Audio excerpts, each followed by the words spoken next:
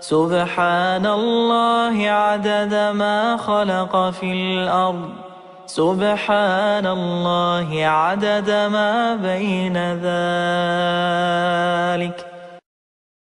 بسم الله الرحمن الرحيم.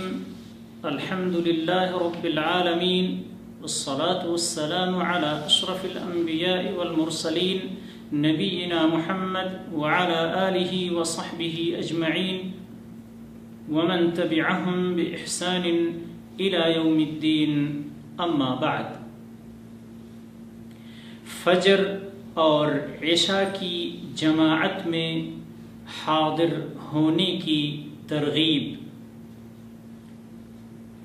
عن عثمان بن عفان رضی اللہ عنہ قال: سمعت رسول الله صلى الله عليه وسلم يقول: من صلى العشاء في جماعة فكأنما قام نصف الليل، ومن صلى الصبح في جماعة فكأنما صلى الليل كله.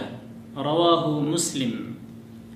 عثمان بن عفان رضی اللہ تعالی عنہ سے روایت ہے کہ میں نے رسول اللہ صلی اللہ علیہ وسلم کو فرماتے ہوئے سنا: جس نے جماعت کے ساتھ عشاء کی نماز پڑھی تو اس نے گویا آدھی رات قیام کیا، یعنی اللہ کی عبادت کی، اور جس نے صبح کی نماز جماعت سے پڑھی تو اس نے گویا ساری رات نماز پڑھی.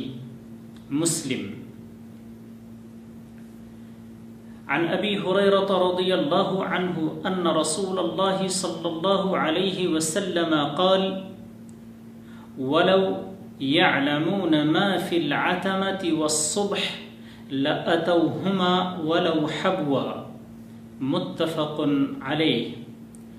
ابو ہریرہ رضی اللہ تعالی عنہ سے روایت ہے، رسول اللہ صلی اللہ علیہ وسلم نے فرمایا: اگر لوگ عشاء اور فجر کی نماز کی فضیلت جان لیں تو انہیں گھٹنوں کے بل بھی آنا پڑے تو وہ ضرور ان دونوں نمازوں میں آئیں.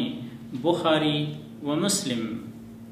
وعنہ رضی اللہ عنہ قال: قال رسول اللہ صلی اللہ علیہ وسلم: ليس صلاة أثقل على المنافقين من صلاة الفجر والعشاء ولو يعلمون ما فيهما لأتوهما ولو حبوا. متفق عليه.